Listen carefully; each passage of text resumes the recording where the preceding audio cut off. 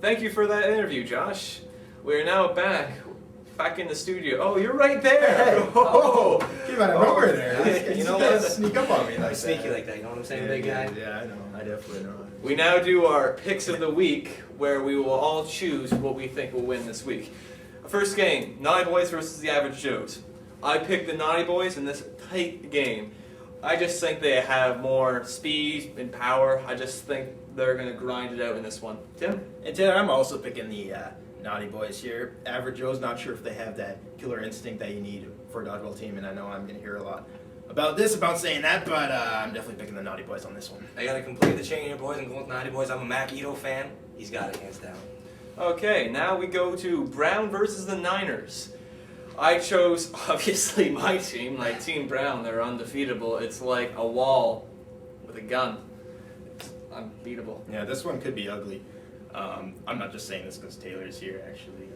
But I'm just saying the Niners definitely don't have the same talent that Team Brown has, as we saw in the preseason game. They totally got destroyed. We'll see. I agree. I have nothing against the Niners, but I did have a nice little chat with a nice interview with Taylor Anarelli, and he sounds like he's going to come out furious, and he wants to throw some serious balls at them. So I was looking forward to watching that game. I got good He loves ball to throw balls. Yeah, Yeah. I like holding Throw and balls throwing around. balls. Yeah.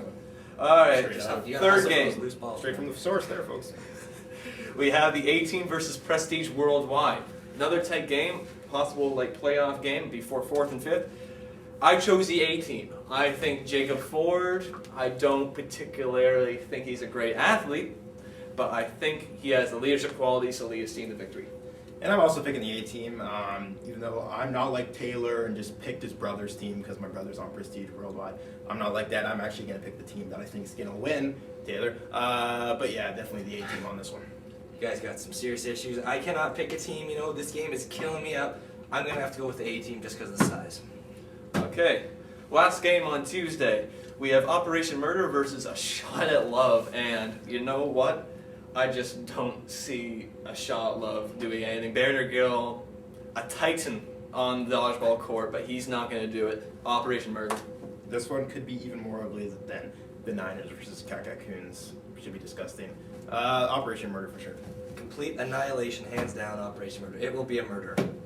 Alright, we now go over to Thursday, where we have the Nye Boys versus the Jocks. This is the Jocks' first game. I don't think they'll be used to it. The Nye Boys will have already gone to game in, so they have gone familiar with their team. Nye Boys all the way. As I said, this one could be close. The Jocks are a little older, a little more veterans on this team, but I'm going to go with Naughty Boys, but a close one. I say this now, and you can hold me to this. The Jocks are nothing but a bunch of...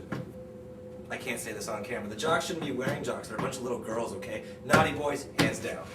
Alright, we now go to the Niners versus the Average Joes. I think this is the closest game on paper. I chose the Average Joes.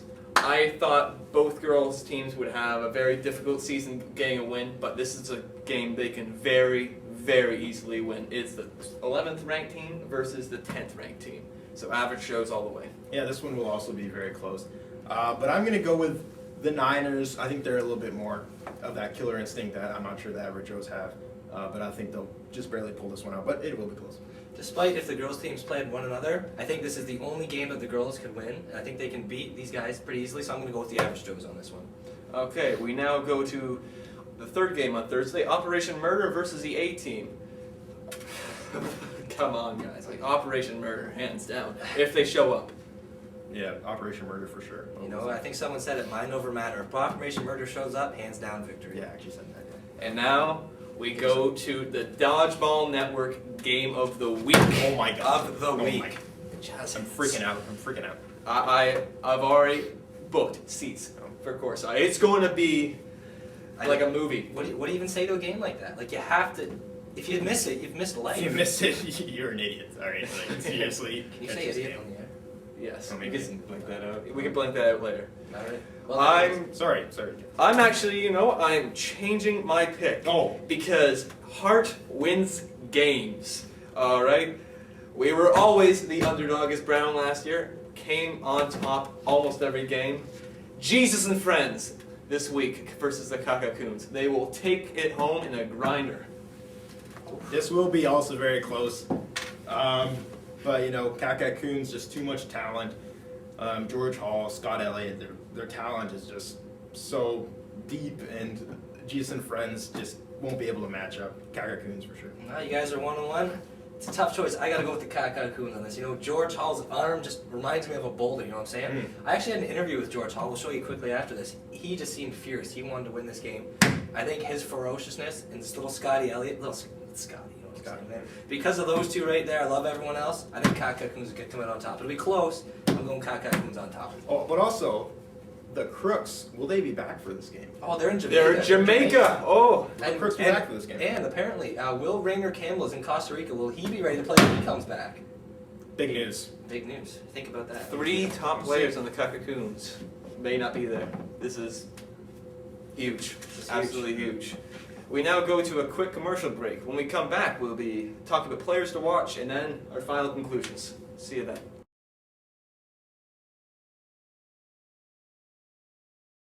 And thank you for that stunning interview, Josh. You are a very handsome individual. Well, we're back here at the Dodgeball Network, the best dodgeball-related sports show in the world. Right now we got players to watch right now. My players to watch, first, during Tuesday's game, I'm going to go with Berinder Gill of A Shot at Love. Kind of an unknown commodity, but he is a veteran leader on this team. He's been around for a while. He knows his way around a court. He's actually a pretty good player. You can't count him out, Taylor. No. Alright, for my Tuesday game, I chose Cody Harrison, a grade 9, but the size of a grade 13. He is just huge. Grade 13, they still have that? Yeah. He could possibly, he's going to throw other teammates onto the other side of the court, and then they're going to throw a ball. I think, he's just super strong. I think he's going to have an excellent game against the average Joes. And for my Thursday game, I'm going to go with Brandon the Turncoat Richardson, playing for Jesus and Friends against Kaka Coons, and this is something he played for Kaka Coons in that preseason game. Was he being a spy to try and find their place, Tim? I don't know. I think he might just like Kaka Coons so much that he might not play as well against them. I think, he has a lot of friends on that team. Victory. There you go. Pull little Vince Carter against the Seattle Sonics. Tell him the plays. Good point. Oh. I also chose Jesus and Friends because they're my controversial pick this week. I chose Andrew Hugel. I saw him, he came to the Team Brown tryouts, did not show much of an arm, but I think he was just hiding his power. Oh, yeah. I think he's going to come out and be a slugger, just break out, whipping the balls. He's going to be gangly. He has some long arms. He's got long arms. He is gangly. He's quick too. He's quick for dodge and like this. He's like one of those wacky inflatable arm flailing dude man. Exactly. Just like that. That's what he is. That's what he is. I tell you. It'll be great. Well, we had fun. Hopefully you'll be watching this and also watch our next week when we reanalyze the games and also predict the ones to come. And also, Tim Bayer's power rankings will be back next week. You won't want to miss that. Thanks for watching. I'm Taylor Iannarelli. And I'm Tim Bayer.